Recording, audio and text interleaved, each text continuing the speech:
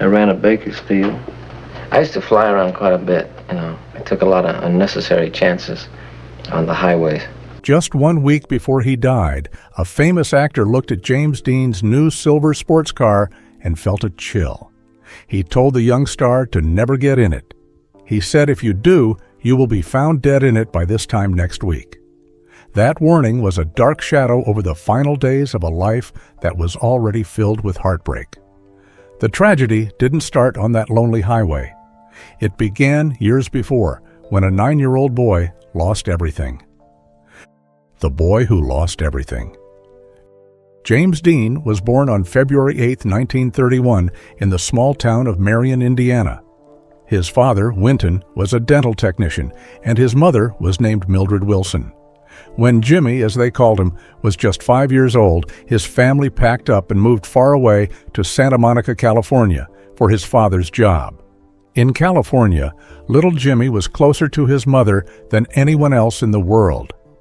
People who knew them said she was the only one who truly understood him. Mildred saw a special spark in her son.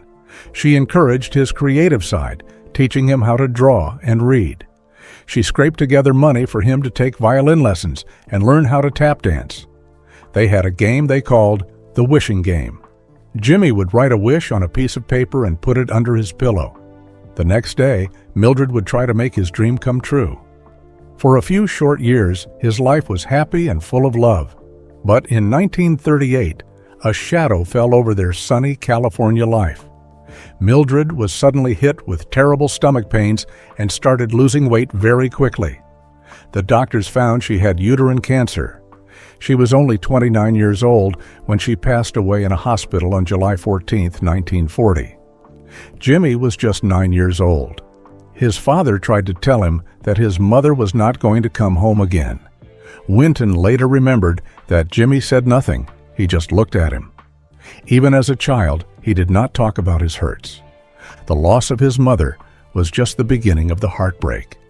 Winton Dean was now a single father, buried in bills from his wife's illness. He felt he could not care for his son alone. So he made a decision that would haunt Jimmy for the rest of his life.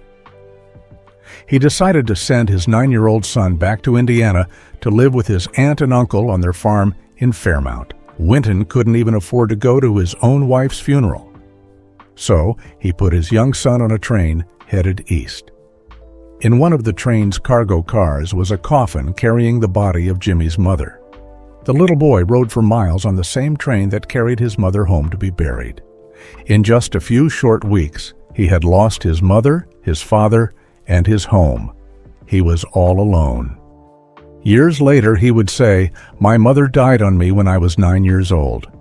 What did she expect me to do? Do it all by myself?" The question of why she died and why he was sent away would prey on his mind for the rest of his short life. The search for a father.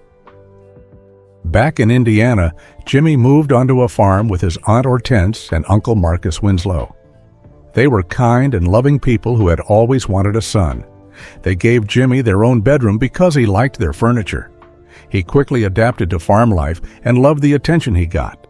He was a good student and popular in school, playing on the basketball and track teams and acting in all the school plays. His Uncle Marcus even installed a trapeze for him in the barn, where a childhood accident knocked out his 2 front teeth. For the rest of his life, his front teeth were fake. But under the surface of this normal country life, the wound of being sent away by his father never healed. He was a boy, searching for guidance, for a father figure to look up to. He found one in a local Methodist pastor named James DeWeerd. The Reverend took an interest in Jimmy and became his mentor. He encouraged his passions for theater, bullfighting, and car racing. Their relationship became very close and lasted for many years. But there was a dark side to this friendship. Years later, it was reported that James Dean told his close friend, the actress Elizabeth Taylor, a terrible secret. He said that a minister had sexually abused him, starting about 2 years after his mother died. Many believe he was talking about Reverend DeWeerd. A boy who had lost his mother and been sent away by his father was left vulnerable, and it seems this trusted mentor may have taken advantage of that pain. After graduating from high school in 1949, Jimmy decided to move back to California.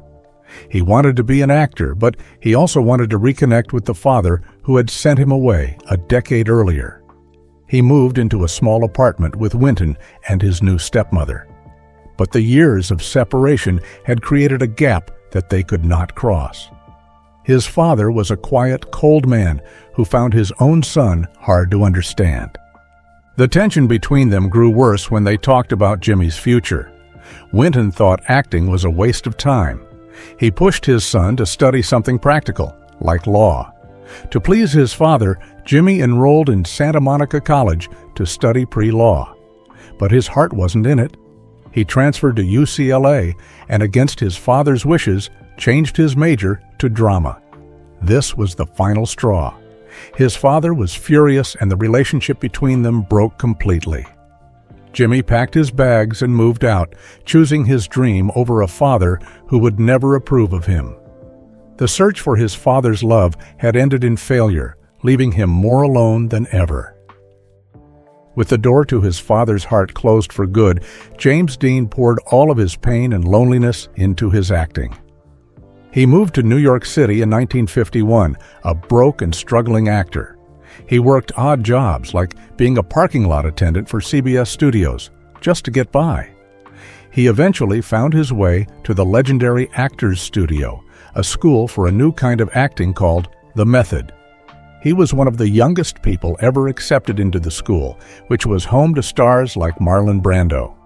Method acting taught actors to use their own real memories and feelings to make their characters more truthful. For James Dean, this was not just a technique. It was a way to let out all the hurt he had carried inside him for so long. His raw talent and emotional honesty quickly got him noticed. He landed a role in a Broadway play called The Immoralist, and his performance caught the eye of a famous director named Elia Kazan.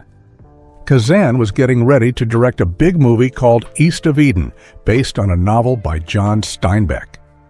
The movie was about a troubled young man named Cal Trask who desperately wants the love of his stern, religious father. Kazan saw the same pain in James Dean's eyes that he needed for the character of Cal. He knew that Dean's real-life struggle with his own father was the key to the role. Kazan later said it was the most perfect casting he had ever done in his life. On the set of East of Eden, Dean's behavior was unlike anything Hollywood had seen before. He did not just say his lines, he lived them. He would often ignore the script and improvise, saying what he felt in the moment. He would move wherever his feelings took him, not where the director told him to stand. This drove his co-star Raymond Massey, who played his father, crazy. Massey was an old-school actor, and he complained to Kazan about Dean's wild behavior. But Kazan knew exactly what was happening. He saw the real anger and frustration building between the two actors, and he used it. He secretly told Dean to keep it up because Massey's real irritation was making the scenes more powerful. In one scene, Dean was supposed to get drunk to feel more comfortable. In another, he refused to go to the bathroom all day just so he would feel as awkward as possible while riding a Ferris wheel. The most powerful moment in the movie, and in Dean's career, came during a scene where Cal gives his father a gift of $5,000 he earned to help him. His father rejects the money, and Cal is crushed. The script said that Dean was supposed to turn and run away in anger, but that is not what happened. Instead of running, Dean instinctively lunged toward Raymond Massey. He grabbed the older actor and hugged him, sobbing and begging for his love. Massey was so shocked that all he could do was stammer his character's name, Cal, Cal. It was not in the script. It was real. For a moment on a Hollywood soundstage, James Dean was not an actor playing a part. He was a lonely boy crying out for the father he never had. The whole world saw his heartbreak, and a star was born from his pain.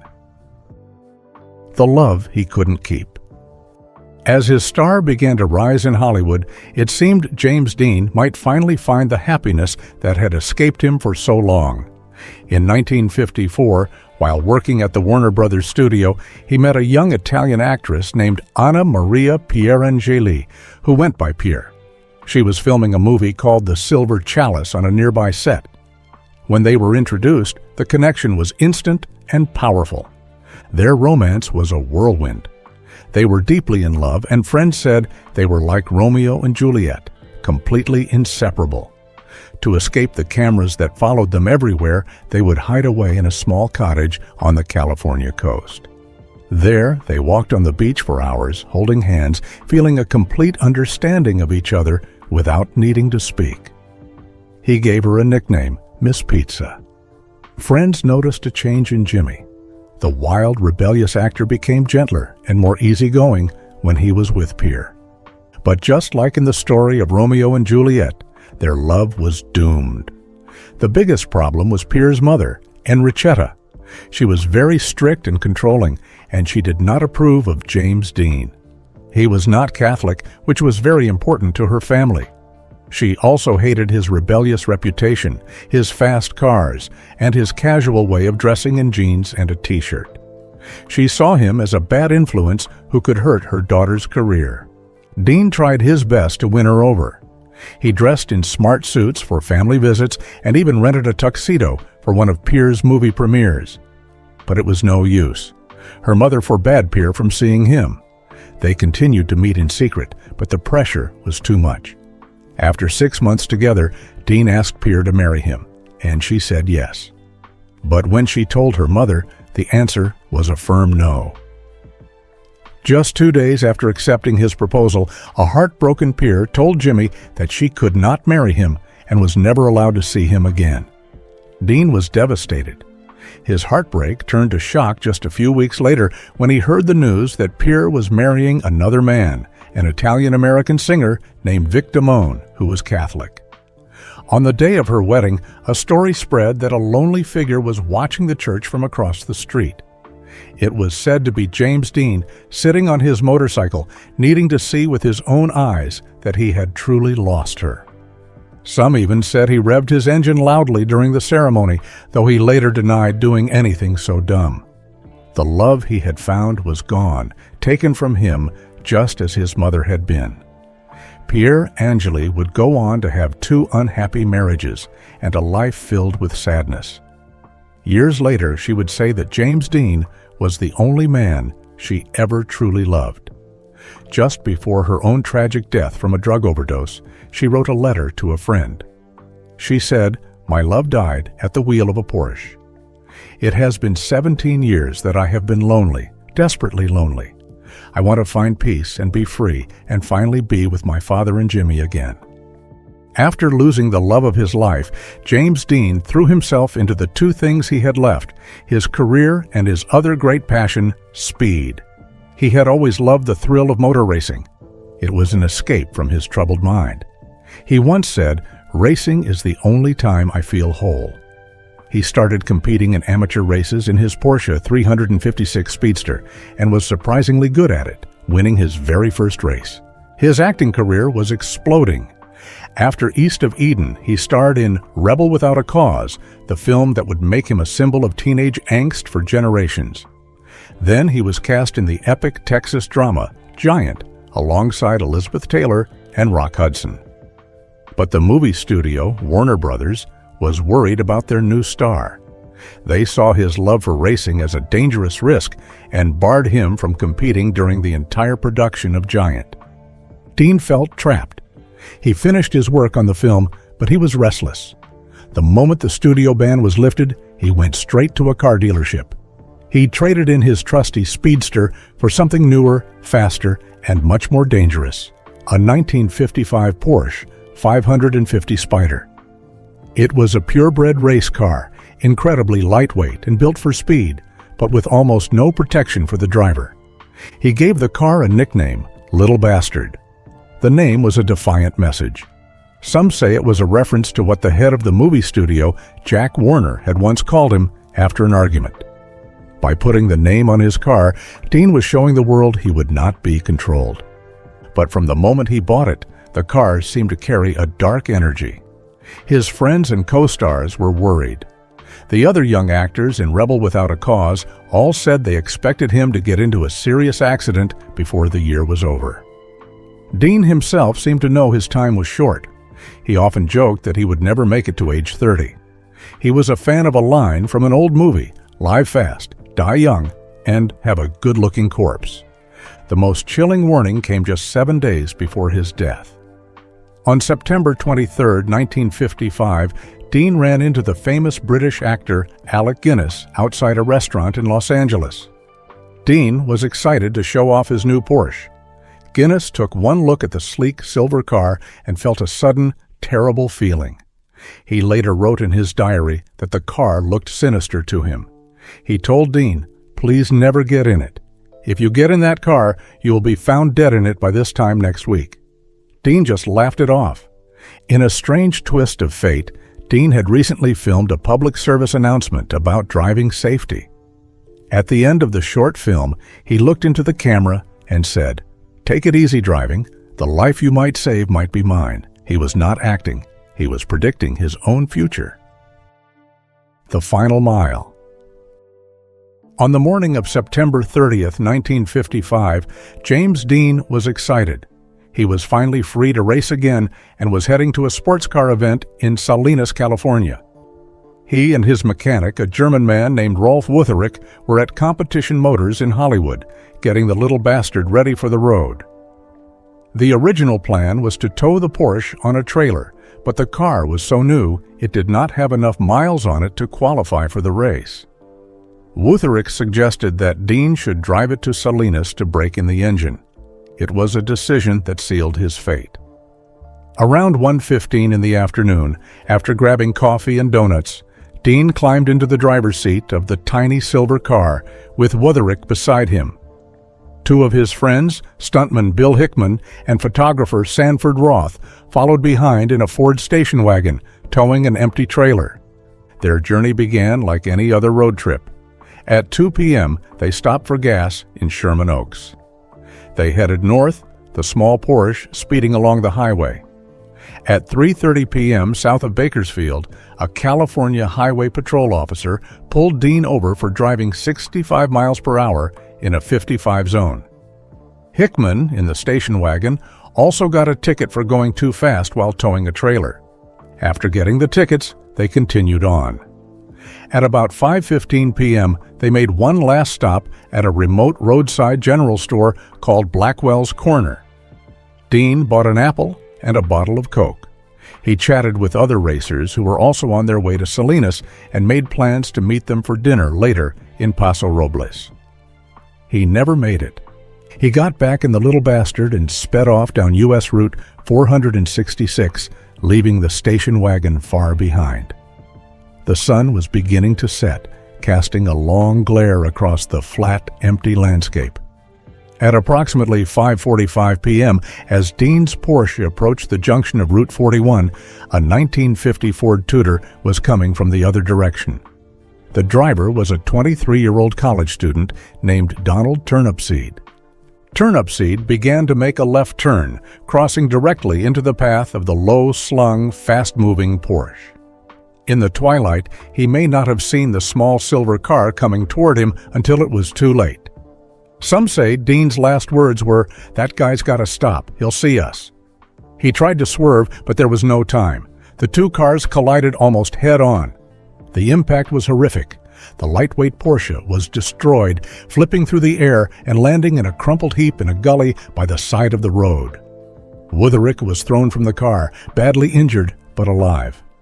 Turnipseed, in his much heavier Ford, walked away with only minor bruises and a bloody nose.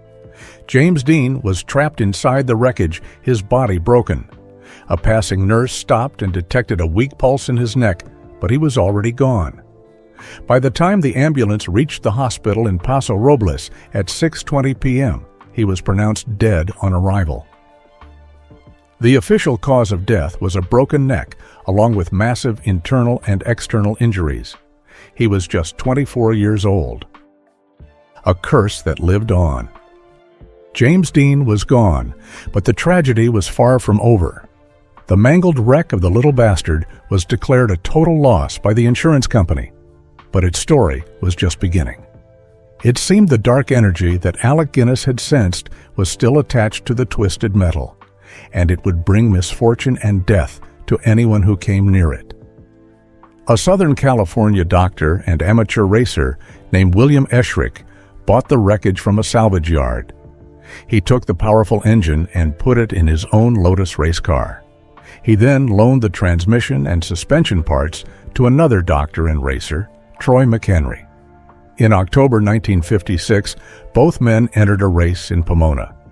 During the race, Eshrick crashed his Lotus but survived. McHenry was not so lucky.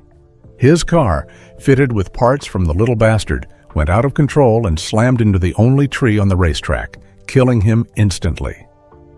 The car's body was then bought by a famous car customizer named George Barris, the man who would later build the Batmobile. When the car was delivered to his shop, it slipped off the trailer and broke a mechanic's leg. Barris decided to stop trying to rebuild the car and instead loaned it to the National Safety Council to be used as a traveling exhibit to warn people about the dangers of speeding. But the curse traveled with it. The stories that followed are the stuff of legend. Barris sold 2 of the car's tires to a young man. Reportedly, both tires blew out at the same time, sending the man's car off the road.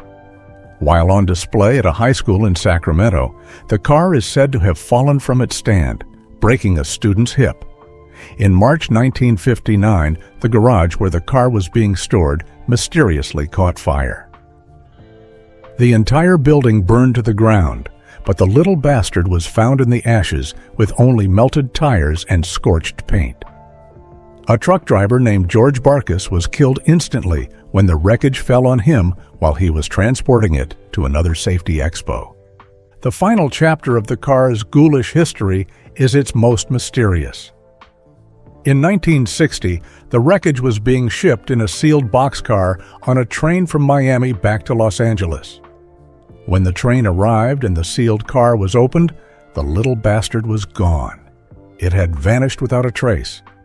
Some believe George Barris, a natural showman, made up the story to keep the legend alive. But whatever the truth, the car has never been seen again. The only piece confirmed to have survived is the transaxle, which was found years later and sold for almost $400,000. The curse of the Little Bastard had claimed its final victim, its own existence. The story of James Dean is a chain of heartbreak, each sad chapter leading to the next. A boy who lost his mother was sent away by his father. A young man who found true love had it torn from his grasp. An actor who turned his pain into art found fame but not peace. He sought wholeness in the thrill of speed, a desperate race that led him to a lonely highway and a violent end at just 24. His life was a flash of brilliance that burned out too soon, leaving behind 3 iconic films and a heartbreaking tragedy that will never be forgotten.